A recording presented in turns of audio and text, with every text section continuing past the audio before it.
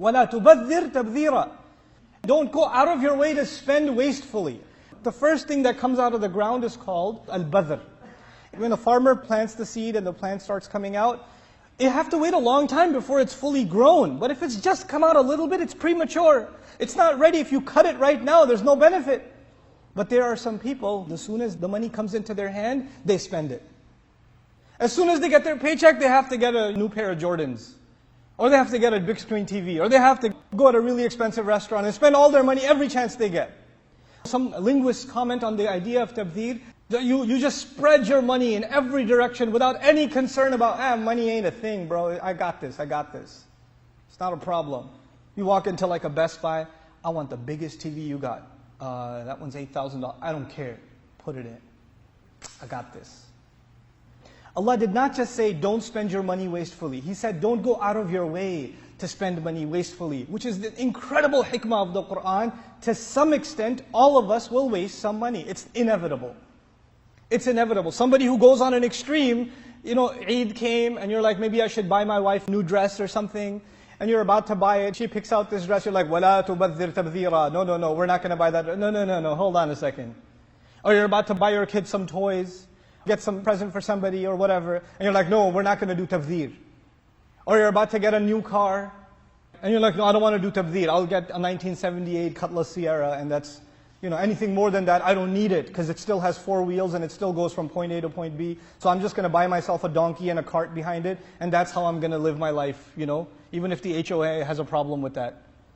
No, that's not what the idea of tabdir is. The idea of tabdir is that you don't constantly go over in spending more than you need to in things you need and things you don't need without any discrimination all the time. If you develop that habit of constantly spending money without any consideration, any sense of financial responsibility. Because if you keep spending your money like that, what are you going to give to your family? What are you going to give to the miskin? What are you going to give to the one who's in a homeless situation or traveling around? What are you going to give to them? You got nothing left to give because it all goes into your obsession, into your collection of whatever or however. It's okay to redecorate your house, it's no problem.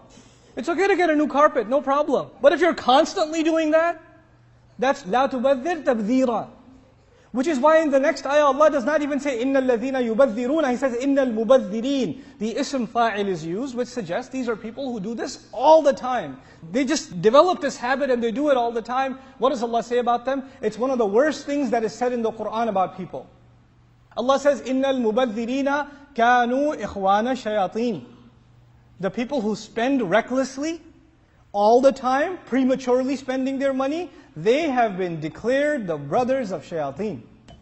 Let's think about this for a little bit. First and foremost, al-ajilatu min ash-shaytan. Rushing comes from Shaytan. The idea of you becoming impulsive and rushing into spending your money without thinking twice about it, that is actually something satanic to begin with. Second, when you spend a lot of money on frivolous, useless things, if people spend tons and tons and tons of money on entertainment, for example, the wasteful enterprise, the wasteful corporations, they're the ones that thrive. And when they thrive, Shaitan's work succeeds in society. So we become part of the machinery of Shaitan. Then the other part of this, وَكَانَ الشَّيْطَانُ لِرَبِّهِ كَفُورًا. Allah could have told us so many things about Shaitan in this ayah, but the one thing He told us, and Shaitan has always been extremely ungrateful to his master.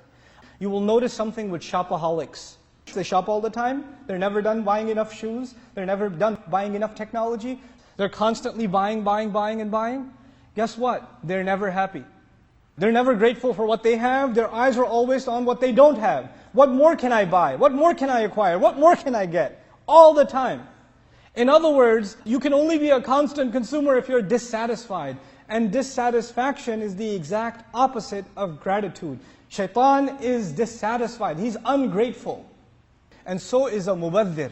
So is someone who spends frivolously all the time. They are never grateful.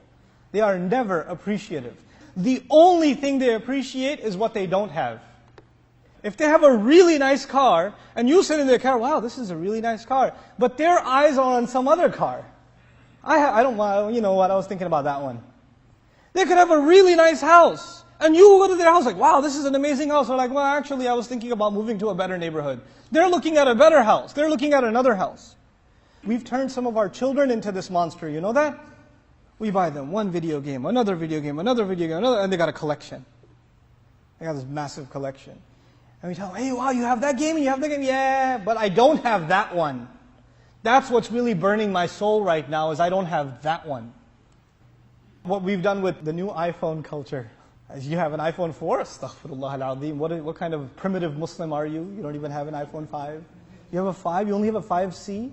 Oh, miskeen, you don't have a 5S? And even the one who has 5S is making dua late at night, when is the 6 coming out? So the idea of you just constantly being dissatisfied with what you have, it's not enough for you. You want something more, you want something more, you want something more. And it's a constant thing. And even though all of us, by the way, human beings have a tendency to want something better. We have that. We're always going to like another car. It's always going to be there. You're always going to drive by a nice neighborhood and like the neighborhood. That's natural. You're always going to go to a store and look at some clothes that you cannot afford or didn't buy, but they're nice. We have that inside of us. But the difference between that and a Mubaddir is the Mubaddir has no brakes. He sees it, he likes it, he gets it. He just gets it. He doesn't think about the consequences. You can like things, but put some brakes on. You don't have to get everything you like. Learn to be a little more satisfied with what you have. Be happy with what you have. And you can spend on things you like, but don't overspend on things you like. Because once that becomes an addiction, then إِنَّ الْمُبَذِّرِينَ كَانُوا إِخْوَانَ الشَّيَاطِينَ وَكَانَ الشَّيْطَانُ لِرَبِّهِ كَفُورًا.